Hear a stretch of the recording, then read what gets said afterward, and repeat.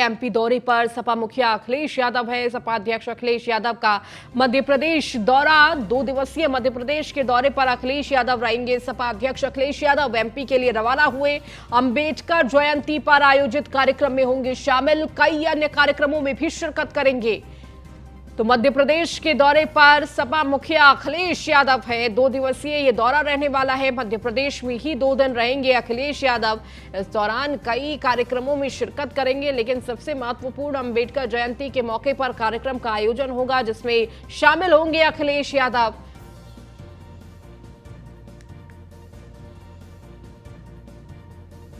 तो एमपी के दौरे पर अखिलेश यादव है, जहां 2 दिवसीय मध्य प्रदेश दौरे पर रहने वाले हैं अखिलेश यादव। सपा अध्यक्ष अखिलेश यादव एमपी के लिए रवाना हुए। 2 दिवसीय मध्य प्रदेश का ये दौरा, जहां अंबेडकर जयंती पर आयोजित कार्यक्रम में होंगे शामिल। इसके साथ ही साथ कई अन्य कार्यक्रम में भी शामिल होंगे अखिलेश यादव।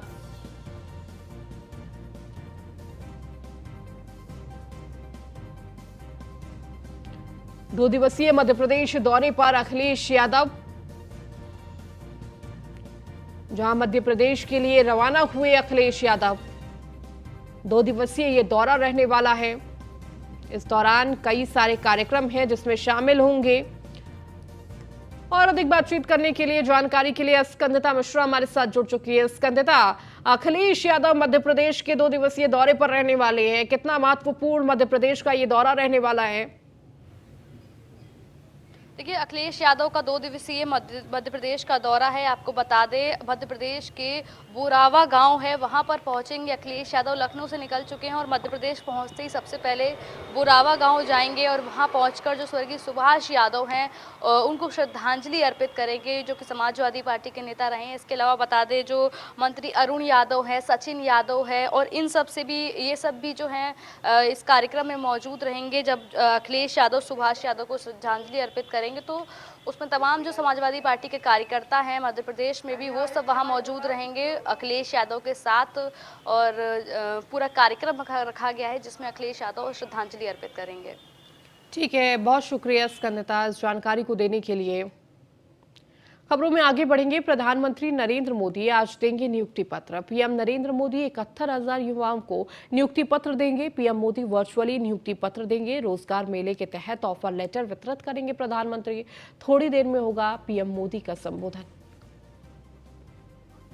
तो प्रधानमंत्री नरेंद्र मोदी 71,000 युवाओं को नियुक्ति पत्र वितरित करेंगे।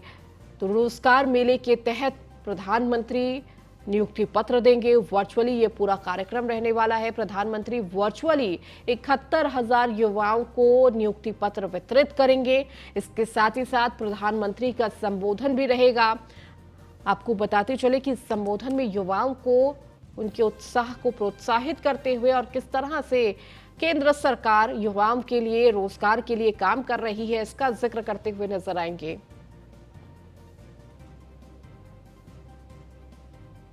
बिजली दरों में बढ़ोतरी के प्रस्ताव पर सुनवाई आज विद्युत नियामक आयोग कर रहा। कंपनियों के प्रस्ताव पर सुनवाई। 18% से ज्यादा घरेलू बिजली महंगी करने का प्रस्ताव। बिजली कंपनियों ने मौजूदा दरों में औसतन 15.85% वृद्धि का प्रस्ताव दिया। वहीं 21 अप्रैल को विद्युत नियामक आयोग करेगा सुनवाई। ग्रामीण घरेलू विद्युत उपभोक्ताओं की दरों में भी बढ़ोतरी का प्रस्ताव। घरेलू बिजली की दर में 18.59% बढ़ोतरी का प्रस्ताव। निजी और सरकारी संस्थाओं में बिजली दरों में 17.62% प्रस्ताव। तो वहीं अस्थायी कनेक्शन की दर में 18.90% की बढ़ोतरी का प्रस्ताव। भारी उद्योग में 16.25% की बढ़ोतरी का ये प्रस्ताव रहने वाला है। तो आज इन प्रस्तावों पर सुनवाई। और अधिक जानकारी के साथ एसके वाजपेयी हमारे साथ जुड़ चुके हैं। एसके, आज विद्युत से जुड़े तमाम प्रस्तावों पर सुनवाई होगी। बिल्कुल, निश्चित तौर पर हम देखें तो उत्तर प्रदेश की जो विद्युत विभिन्न कंपनियां हैं, जिसमें पूर्वांचल, पश्चिमांचल, मध्यांचल और दक्षिणांचल शामिल है, उनकी तरफ से जो विद्युत दरें हैं उसमें बढ़ोतरी से जुड़ा हुआ प्रस्ताव उत्तर प्रदेश विद्युत नियामक आयोग को दिया गया है। जिस पूरे मामले को लेकर यूपी विद्युत उपभोक्ता परिषद की तरफ से मामले में विरोध किया जा रहा है और लगातार उनकी तरफ से भी अपना पक्ष रखा जा रहा है। हालांकि अगर हम बात करें इस प्रस्ताव की, तो इसमें जो औसतन वृद्धि है वो 15.85% विद्युत दरों में बढ़ोतरी का प्रस्ताव है। मतलब सीधे तौर पर अगर हम इसको बात करें तो अगर किसी का 100 रुपए बिल आता है तो उसका बिल 115 रुपए 85 पैसे तक बढ़ सकता है। सीधे 15.85% तक वृद्धि का प्रस्ताव है, जिसमें घरेलू बिजली, जिसमें ग्रामीण इलाके भी शामिल हैं, बीपीएल कार्ड धारकों को छोड़कर उनका भी 18% बिजली बढ़ोतरी का प्रस्ताव है। साथ ही साथ में जो निजी और सरकारी संस्थान हैं जिनके ऑफिस चलते हैं उनको 17.62%, वहीं अस्थायी कनेक्शन के लिए 18.90% और भारी उद्योग के लिए 16.25% बढ़ोतरी का प्रस्ताव है। हालांकि पूरे मामले पर यूपी विद्युत नियामक आयोग 21 अप्रैल को सुनवाई करेगा, जिसकी 21 अप्रैल डेट निर्धारित है। उसके पहले यूपी विद्युत उपभोक्ता परिषद की तरफ से बहुत से ऐसे साक्ष्य, बहुत सी ऐसी सारी चीजें आयोग के सामने रखी जा रही हैं, जहां कोशिश की जा रही है कि जो बढ़ोतरी का एक बड़ा भारी भरकम प्रस्ताव विभिन्न विद्युत कंपनियों की तरफ से दिया गया है, उसको इतना बढ़ने से रोका जाए। अब देखना यह है कि पूरे मामले को लेकर विद्युत नियामक आयोग क्या निर्णय लेता है। जो निर्णय यूपी विद्युत नियामक आयोग लेगा उसी हिसाब से उत्तर प्रदेश में बिजली की दरें लागू होंगी। ठीक है, बहुत शुक्रिया इसके इस जानकारी को देने के लिए।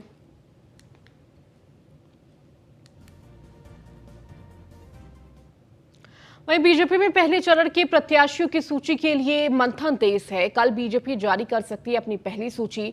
मंत्री, सांसद और विधायकों के रिश्तेदारों को नहीं मिलेगा टिकट। वर्तमान अध्यक्ष, पार्षद की पत्नी, बहू को, बेटी को मिल सकता है टिकट। तो निकाय चुनाव में प्रदेश से लेकर केंद्र तक के नेता करेंगे प्रचार। मुख्यमंत्री योगी आदित्यनाथ करेंगे कई सभाएं। प्रदेश और केंद्र सरकार के मंत्रियों के साथ ही वरिष्ठ पदाधिकारी भी मैदान में उतरेंगे। कल जारी हो सकती है यूपी बीजेपी की पहली सूची।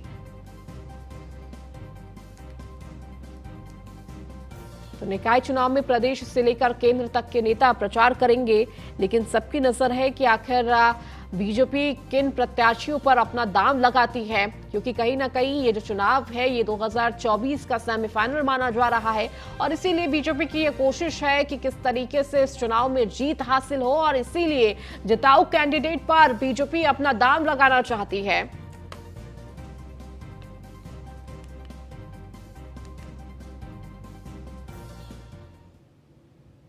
बीजेपी नेता पूर्णेश मोदी की याचिका पर आज सुनवाई। बीजेपी नेता पूर्णेश मोदी ने गुजरात के कोर्ट में दर्ज कराई थी आपत्ति। राहुल गांधी की याचिका के जवाब में कोर्ट में आपत्ति दर्ज कराई गई थी, जिस पर सुनवाई है।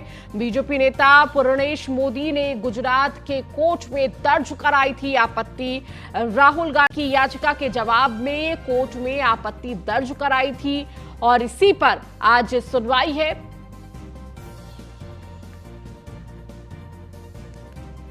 बीजेपी नेता पूर्णेश मोदी ने गुजरात के कोर्ट में दर्ज कराई थी आपत्ति और इस आपत्ति को लेकर आज सुनवाई होनी है।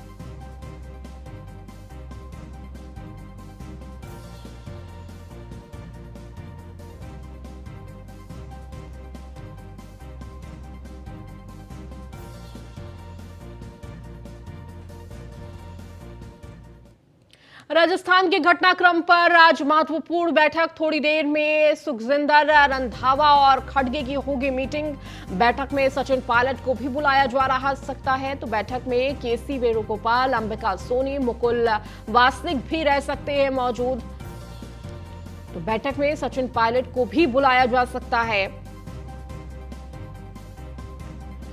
बैठक में केसी वेणुगोपाल, अंबिका सोनी, मुकुल वासनिक भी मौजूद रह सकते हैं। तो राजस्थान के घटनाक्रम पर आज महत्वपूर्ण बैठक है और इस बैठक में कई महत्वपूर्ण निर्णय भी लिए जा सकते हैं, चर्चा हो सकती है। थोड़ी देर में सुखजिंदर रंधावा और खड़गे ने ये मीटिंग बुलाई है। बैठक में सचिन पायलट को भी बुलाया जा सकता है और कहीं ना कहीं उनसे बातचीत हो सकती है। जिस तरह से राजस्थान में ये घटनाक्रम देखने को मिला, इसके बाद अनशन पर सचिन पायलट बैठते हुए नजर आए। हालांकि उन्होंने कुछ घंटों बाद अनशन खत्म कर दिया था।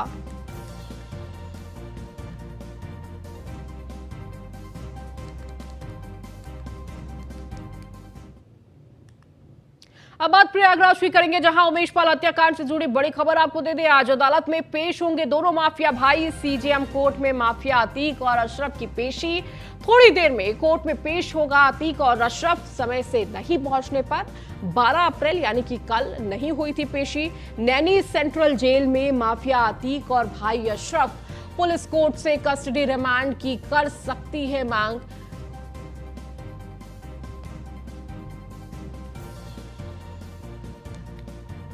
तो समय से नहीं पहुंचने पर कल सुनवाई और पेशी नहीं हो पाई थी, लेकिन आज ये पेशी होनी है। थोड़ी ही देर में अतीक अहमद की ये पेशी और अशरफ की ये पेशी होगी।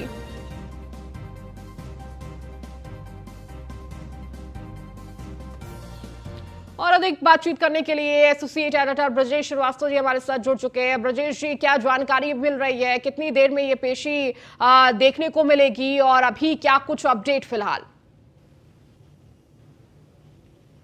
नैनी जेल में जो पुलिस और प्रशासन की जो टीमें हैं वो इस वक्त नैनी जेल में मौजूद है और किसी भी वक्त अतीक और अशरफ को लेकर के पुलिस की टीमें यहाँ कोर्ट के लिए अशरफ को लेकर के पुलिस की टीमें यहाँ कोर्ट के लिए रवाना होंगी। लेकिन तकरीबन 1 घंटे का वक्त लग सकता है जब अतीक और अशरफ जो है यहाँ कोर्ट रूम पहुंचेंगे। लेकिन इससे पहले की जो बड़ी खबर है कि अतीक अहमद ने अपने बेटे अली से मिलने, जो नैनी जेल में ही बंद है, अली से मिलने की मांग की है और इसको लेकर के जो जेल प्रशासन है उसने इंकार कर दिया है। तो इस वक्त की जो बड़ी खबर है, सीधे तौर पर कोर्ट के ऑर्डर है कि हाई सिक्योरिटी बैरक में अतीक को रखा जाए, उसको किसी से न मिलने दिया जाए, ना ही वो किसी से मिल सकता है, ना कोई उससे मिल सकता है सीधे तौर पे। लेकिन उसने अपने बेटे से जो है मिलने की जो है इच्छा जताई थी और ये कहा कि मुझे अपने बेटे से एक बार मिलवा दिया जाए, जिस पर जेल प्रशासन ने साफ इंकार कर दिया है। लेकिन अतीक अहमद इस बात को लेकर के अड़ा हुआ है कि मैं केवल अपने बेटे को दूर से देखना चाहता हूं, एक बार जो है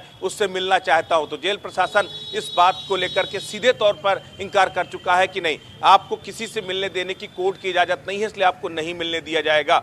ऐसे में बहुत संभावना कि थोड़ी देर में अतीक और अशरफ को लेकर के पुलिस अब कोर्ट पहुंचेगी और उसके बाद जो रिमांड की जो प्रोसेस है, यानी रिमांड जो मांगेगी पहले पेश करेगी, उसके बाद रिमांड की दरकार करेगी, अपने तमाम उन पहलुओं को रखेगी कि आखिर किस आधार पर रिमांड मिलनी चाहिए, वो प्रक्रिया आगे शुरू होगी। बिल्कुल ब्रजेश जी, इसके साथ ही साथ चूंकि अभी आपने कहा 1 घंटे का वक्त है, लेकिन देखिए सुरक्षा व्यवस्था जो है, चाहे कोर्ट की बात की जाए या नैनी जेल की बात की जाए, भारी सुरक्षा व्यवस्था भी देखने को मिल रही होगी इस वक्त। बिल्कुल, देखिए मैं आपको थोड़ा सा कोर्ट परिसर का कुछ नजारा दिखाता हूं। देखिए ये इस समय हम कोर्ट परिसर पे बाहर, आपको ठीक देखिए सामने ये पूरी बैरिकेटिंग आपको पुलिस बल आपको दिखाई दे रहा होगा, पूरी बैरिकेटिंग बाकायदा लगी हुई है। वहां से किसी भी अनजान व्यक्ति को आने की इजाजत नहीं है। इसके बाद जो इसका दूसरा आपको जो है, जहां से इस कोर्ट परिसर से अंदर दाखिल होगा, आप ये देखिए इस पूरे प्रेमाइसेस को भी जो है पूरी तरीके से यहाँ पर बैरिकेड किया गया है, क्योंकि पिछली बार बहुत हैपनिंग्स देखने को मिली थी। अधिवक्ता जबरदस्ती उस पूरे जो है सुनवाई के दौरान अंदर चले गए थे, हंगामा हुआ था। लेकिन इस बार कोशिश की जा रही है कि पूरी तरीके से इस पूरे एरिया को रिस्ट्रिक्टेड किया जाए। तो ये पूरा वो एरिया है जहां पर जो है ये पूरा यहाँ से वो अंदर दाखिल होगा जो है। तो ये पूरे एरिया पर खास जो सुरक्षा है वो बरती जा रही है और ये कोशिश की जा रही है कि किसी भी तरीके से अगर उस केस से अलग अधिवक्ता तक उसके जो है वहां पर सुनवाई कक्ष तक ना पहुंच पाए। तो ये पूरी जो है लगातार कोशिश हो रही है। तो आप ये पूरे सुरक्षा का नजारा देखिए कि किस तरीके से जो है सुरक्षा व्यवस्था बेहद चाक चौबंद की गई है, बेहद दुरुस्त की गई है। तो अतीक और अशरफ को कुछ देर में पुलिस लेकर के आएगी और उसके बाद उसे कोर्ट में पेश किया जाएगा और कोर्ट में पेश करने के बाद रिमांड का प्रोसेस होगा। आप देखिए दोनों तरफ से, उस तरफ भी जो कोर्ट परिसर का जो दूसरा हिस्सा है वहां पर भी बैरिकेटिंग की गई है, इस पूरे हिस्से में भी बैरिकेटिंग की, यानी दोनों हिस्सों को बैरिकेड कर दिया गया है ताकि किसी भी तरीके से जो है कोई इस बार जो है कोई हैपनिंग्स ना होने पाए। इसको लेकर खास कोशिश की जा रही है जो है। तो पूरी तरह सुरक्षा कड़ी की गई है और कड़ी सुरक्षा के बीच में अतीक अहमद को यहाँ लाया जाएगा और उसके बाद जो है उसे कोर्ट पे पेश किया जाएगा और उसके बाद जो रिमांड की जो प्रोसेस है वो शुरू होगा। तो ये सबसे बड़ी बात है लगातार, क्योंकि पूरी रात अतीक अहमद नहीं सोया। पूरी रात में डॉक्टरों के एक पैनल ने उसको एग्जामिन भी किया था, उसका बीपी बढ़ा हुआ था, उसको बाद में मेडिसिन भी दी गई जो है। तो इस तरीके से देखा जाए तो कहीं ना कहीं 28 घंटे के सफ़र के बाद वो पूरी तरीके से जो है थका हुआ है और बीमार है, और बीमारी का हवाला भी कोर्ट में दे सकता है रिमांड के दौरान कि मैं बीमार हूं, और रिमांड में अगर पुलिस जो है 3rd डिग्री का प्रयोग करेगी जो है, तो इस वजह से ये भी कोशिश होगी कि उनके वकीलों की तरफ से कि स्वास्थ्य का हवाला दे करके रिमांड को या तो कम से कम किया जाए या फिर उसे जो है रिमांड न लेने दिया जाए। तो अब कोर्ट में आपको गहमा गहमी देखने को मिलेगी कुछ देर बाद जब अतीक और अशरफ को लेकर के पुलिस यहाँ आएगी। बिल्कुल ब्रजेश जी, और कहीं ना कहीं देखिए गहमा गहमी अभी भी आपके पीछे भी नजर आ रही है। आज कहीं ना कहीं जो सुरक्षा व्यवस्था है वो तो बढ़ाई गई है, लेकिन वहां पर मौजूद अधिवक्ताओं में भी गहमा गहमी जरूर देखने को मिली होगी। ब्रजेश जी, क्या वहां पर मौजूद पुलिस अधिकारियों या सुरक्षा व्यवस्थाओं में जो मौजूद है उनसे बातचीत हो पाई है कि किस तरह से ये पूरा जो सुरक्षा व्यवस्था का घेरा बनाया गया है वो किस तरीके से बनाया गया है?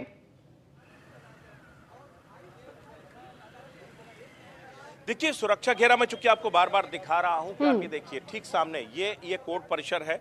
यहाँ इस कोर्ट के अंदर यहाँ पर अतीक को ले जाया जाएगा। इस कोर्ट परिसर में जाने के लिए ये हैं इन दोनों रास्तों को ब्लॉक किया गया है, यानी वहां पर भी सिक्योरिटी है और इस एरिया में भी सिक्योरिटी है। इन दोनों एरिया में हाई सिक्योरिटी जोन कन्वर्ट किया गया है। यहाँ पर जैसे ही आप देखिए, अगर ये सामने देखिए रस्सी वगैरह लेकर के जो है पुलिस के जवान तैयार है, यानी कि जैसे ही अतीक के आने का समय होगा वैसे इस पूरे एरिया को कॉर्डन ऑफ कर दिया जाएगा, इस पूरे एरिया को सील कर दिया जाएगा। तो पूरी तरीके से पुलिस मुस्तैदी बरत रही है। पुलिस लगातार कोशिश कर रही है कि इस बार जो भीड़ पिछली बार कोर्ट रूम में जमा हो गई थी, अधिवक्ताओं ने नारेबाजी भी किया था और अधिवक्ताओं ने जूते का माला लेकर के कोर्ट के अंदर पहुंच गए थे। तो इस तरह की कई हैपनिंग्स पिछली बार हम लोगों ने देखा था कोर्ट परिसर के अंदर जो है, लेकिन इस बार कोशिश ये की जा रही केवल जो अधिवक्ता इस केस जुड़े कोर्ट रूम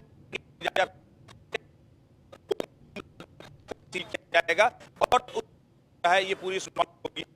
अगर आगे आप रोड पे आपको सभी जगह पर बैरिकेडिंग है, अब तो गाड़ियों को भी अंदर नहीं आने दिया जा रहा है। जो अधिवक्ताओं की जो गाड़ियां हैं उनको यहाँ पर आने दिया जा रहा है। तो इस तरीके से देखा जाए तो कहीं ना कहीं इस पूरे रूट को क्लियर किया गया है। इस पूरे रूट को कोशिश की गई है कि हाई सिक्योरिटी जोन में तब्दील किया गया है। लगातार अतीक अपनी सुरक्षा का मुद्दा उठा रहा है, लगातार अपनी जान का जो है किस तरह से जो डर दिखा रहा है कि उत्तर प्रदेश की पुलिस उसको मार देगी, उसको मरवाना चाहती है। इसीलिए यूपी की पुलिस फूक फूक कर कदम रख रही है। न सिर्फ पुलिस बल्कि पीएसी के जवानों को यहाँ पर तैनात किया गया, क्योंकि दो चीजें, एक तो निकाय चुनाव को लेकर के नामांकन की प्रक्रिया भी शुरू हो गई है, उसको लेकर के भी गहमा गहमी है। उसके बाद अतीक और अशरफ की जो पेशी है उसने कहीं न कहीं अदालत परिषद को जो ये पूरा कोर्ट परिसर इसमें और ज्यादा जो है बढ़ा दिया है। इसीलिए सुरक्षा के और खास इंतजाम किए गए।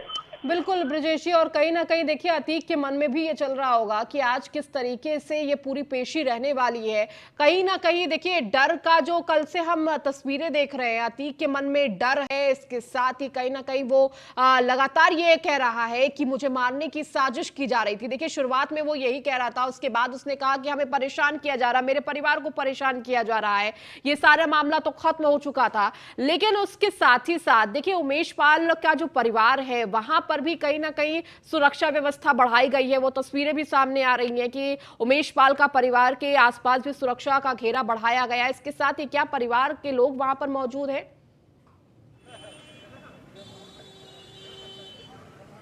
देखिए, उमेश पाल की हत्या से पहले भी उन्हें सुरक्षा मुहैया थी, लेकिन उसके बाद उनकी हत्या के बाद उनके परिवार को उनके घर के बाहर कड़ी सुरक्षा व्यवस्था के कड़ी सुरक्षा के घेरे में रखा गया है उनके परिवार को।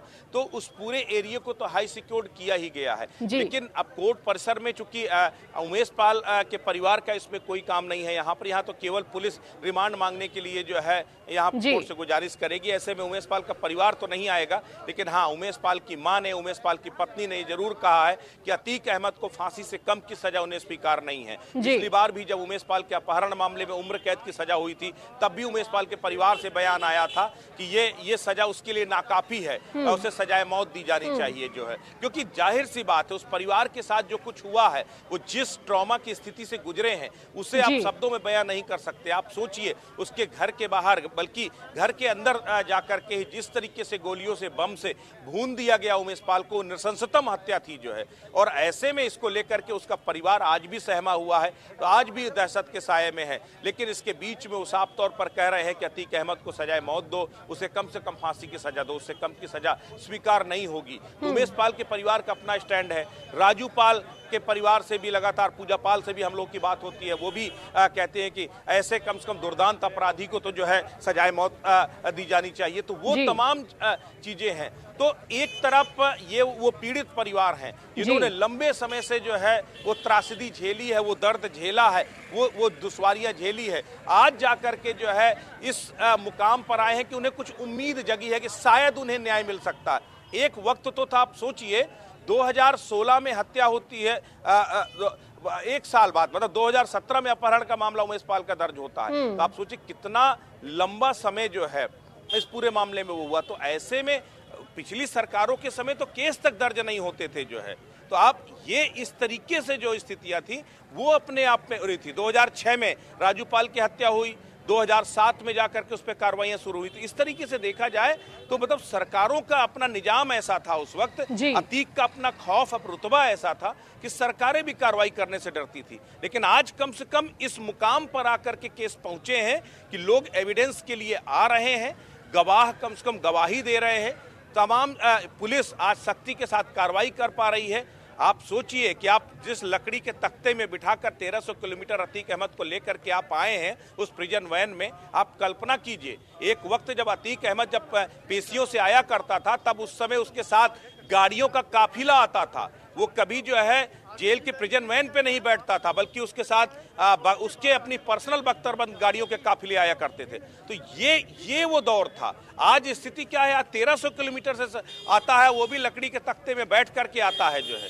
तो ये बदलते हुए निजाम का डर है। यही वजह है कि अतीक कह रहा है साबरमती मुझे टॉर्चर किया जा रहा है।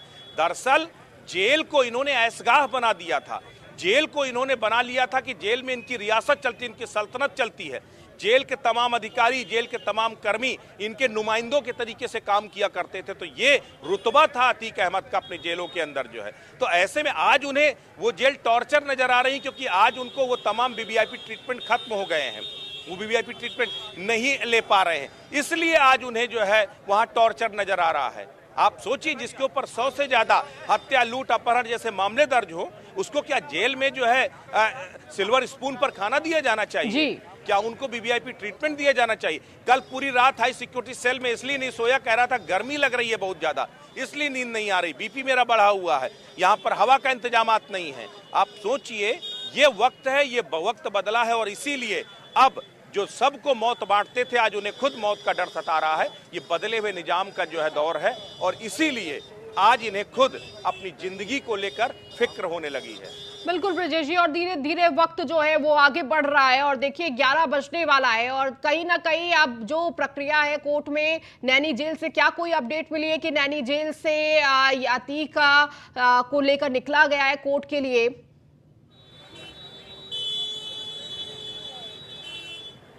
देखिए अभी तक नहीं, अभी नहीं। मुझे लगता है 10 से 15 मिनट का समय और लगेगा जब नैनी जेल से जो है इसको लेकर के जो है यहाँ निकलेंगे जो है। तो ऐसे में इसीलिए मैंने कहा वहां से यहाँ आने में तकरीबन 20 से 25 मिनट का समय, अगर जो है कोई ट्रैफिक हर्डल नहीं होता तो फिर 20 मिनट का समय कम से कम नैनी जेल से यहाँ पर आने में लगेगा जो है। तो इस तरीके से देखा जाए तो तकरीबन आधे से अभी पौन घंटे या फिर 1 घंटे का समय लग सकता है अतीक और अशरफ को लेकर के यहाँ पर आने में। ब्रजेश जी, इसके साथ ही साथ चूंकि देखिए आप भी बता रहे हैं किस तरीके से रात पूरी बेचैनी से गुजरी है अतीक की, लगातार कई परेशानियां लगातार अतीक बताता रहा है और कहीं ना कहीं अभी भी उसके मन में वो बेचैनी, वो डर देखने को मिल रहा होगा कि आखिर आज कोर्ट में क्या कुछ रहने वाला है। और खासकर अशरफ भी, चूंकि दोनों भाई आज मौजूद होंगे कोर्ट में और पुलिस की कोशिश ये है कि हम किस तरह से उसे रिमांड में रखें, लेकिन लगातार अतीक ये चाहता है कि हम रिमांड पर ना लिया जाए। और देखिए वो तो कोर्ट में आने से पहले ये कह रहा था कि देखिए वीडियो कॉन्फ्रेंसिंग के जरिए ये सारी चीजें हो सकती थी, लेकिन उसके बावजूद मुझे परेशान किया जा रहा है, मुझे यहां से वहां लाया जा रहा है।